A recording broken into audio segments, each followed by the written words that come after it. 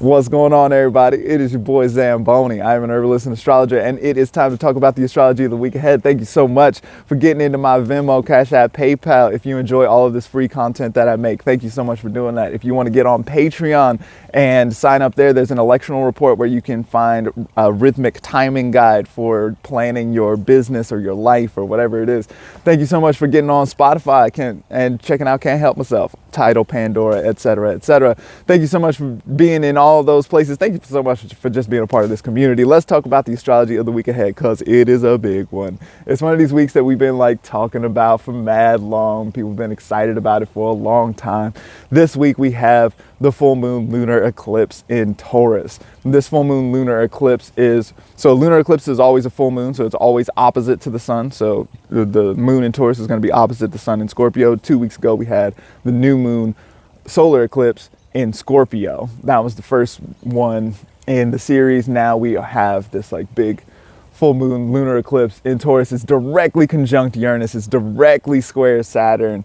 With both of these are the conjunction to Uranus is within 30 minutes or something like that, and then the conjunction to Saturn is within 2 degrees. It's crazy. It's so by crazy, what I mean is raucous, exciting, very exciting, right?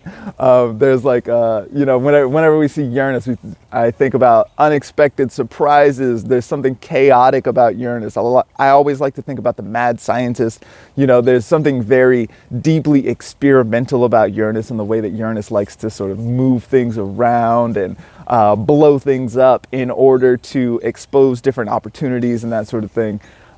There's always something about possibility or genuine authenticity when it comes to Uranus. And so eclipses at the same time. So this is an eclipse on the north node, right? So things want to move in the direction of the north node. The north node wants to do more. It can be a little greedy sometimes. It can be a little hungry, ghostish. It's difficult to satisfy the north node, right?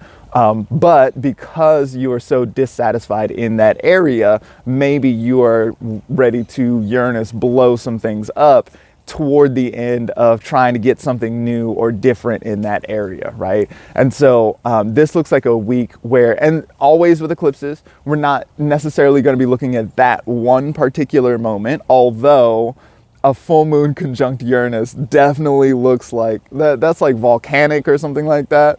But then eclipses always take around 6 months to sort of show their hand. Especially this one is, that we've got the sun and Venus, who is ruling Taurus, in Scorpio right now, and those are on the south node. So there's something, Scorpio in general likes to be in the dark. I was just last night, I found myself at an event, and I was working the event, and I sat in the corner. I have the sun in Scorpio, by the way, and I was in the dark, and people didn't even notice, they were treating me like furniture. They didn't realize that I was there. And part of me really loved it. Part of me really loved just sitting in the dark. Scorpio does that, right? But then also we put the sun and Mercury and Venus in Scorpio on the south node as well. And the south node is one of these eclipse points where shadow is what it does, right? So whatever is going on at this time isn't super noticeable, right? Which is part of the reason probably why it's so unexpected. The things that come out of left field and change the game, this is one of the major pieces that sort of moves it forward. This is also our last major moment of the Saturn-Uranus square, which is a really big deal here. So we've got Saturn in Aquarius and Uranus in Taurus, right? And they have been beefing with each other for a long time. Uranus wants to blow things up, unexpected, mad scientist, genuine authenticity, breakups, breakdowns, breakthroughs, right? Uranus, that's what Uranus wants to do. Saturn, on the other hand, Saturn is trying to build a better mousetrap, right? Saturn is trying to be more efficient with it, trying to generate structures and laws, especially in Aquarius. Is there a generalized rule I can apply to the thing, and all that sort of stuff? And so it's Saturn is trying to apply the generalized rule, and then Uranus is well, what about? You know what I mean? Throw a wrench into the machine and see what happens, right? So that's been going on for a long time. I've been talking about that for like 2.5 years or something like this. So now we are coming to the end. Saturn is going to start moving forward. This is Saturn's last hurrah in Aquarius. Saturn is going to be in Pisces by March. And so then at this point, we are moving away from that situation. So this is the last major moment in that storyline. So, but because it's an eclipse and it's not, and the eclipses never land on just that one moment, but rather last for another 6 months, we do still have all of the Saturn-Uranus things, all of the sort of like, social unrest and all of the rest of the stuff that, like I've been talking about. Necessity is the mother of invention as a personal way to get into the Saturn-Uranus square for this whole period, right? And so we still have 6 months of that. There's the necessity is deep here because the Uranus stuff happening in Taurus, happening in the area of the chart, which is, typically there's the like basic necessities, food, housing, hugs, things like that are, cupcakes are in Taurus, right? Lounging, chilling, being comfortable, that sort of thing. Like, how do I feel in my body? Is my body comfortable? The body is probably not that comfortable with the moon conjunct Uranus. And then the thing about that is like, so after that happens, then the moon is going to be in Taurus, right? And then after that, then we've got the moon in Gemini. After, once the moon is in Gemini, then it's conjunct Mars. By the way, I don't know if you've been sky watching, but you should totally be out sky watching right now. Go out in the nighttime. Mars is super bright. It's super like, it's like this scary omen or whatever, but like, man, that bright red star is super cool to look at. And it's in this part of the sky where like once it's up, then you can also see Jupiter in the sky and you can also see Saturn. It's pretty cool. So definitely go out there and do your sky watching or whatever. And so the moon this week is going to be conjunct Mars. And so that'll be pretty like nice to look at as well.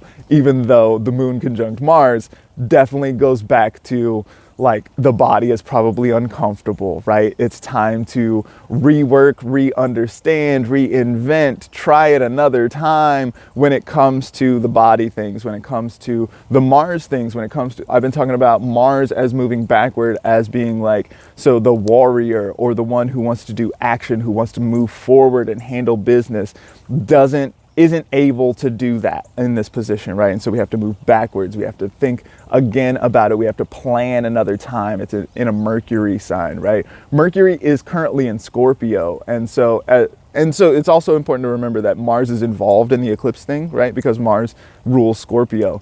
But since Mercury and Mars are in a kind of mutual reception here, they don't make an aspect, but they each are ruling the other. There is a kind of cooperation there, but also I can think about like how deeply, terribly, brutally honest Mercury in Scorpio is, right? Mercury in Scorpio is known for like being precise, or there's a needle attached to the scorpion, right? There's something like deeply incisive that gets under the skin and that sort of stuff, right? So that can be super useful to apply to whatever your action plan is, right? We can think about Mars in Gemini as being an action plan. Mars retrograde in Gemini is going to have to rework or reevaluate your action plan, right? And so if we can do Mercury and Scorpio, get in there, get super incisive and deep and like into the uncomfortable place with it, then you're likely to find the things that are uncomfortable. And it's like when you're in debate and you are working out someone else's arguments against you, you know what I mean? Like maybe they have a point in some areas, right? Like if they have a point, then how do you feel about that? How do you respond to that sort of thing, right? So we got the moon in Taurus for a lot of the early part of the week, then the moon in Gemini. It's pretty like a lot. But then once we get into the weekend, then the moon in Cancer makes this beautiful trine to the planets to Jupiter in Pisces, as well as planets in Scorpio. So there's this nice grand trine. Feels really like redemptive. It feels like if you've gotten into fights and gotten like disagreements and all this sort of stuff during the beginning part of the week, then there's a moment later in the week to like hug it out, to have a little heart to heart. There's a nice election on my electional report. Check it out on Patreon. Thank you so much for being here. I appreciate all of y'all. I really appreciate you for just checking it out. Thank you so much for being here. I'll check y'all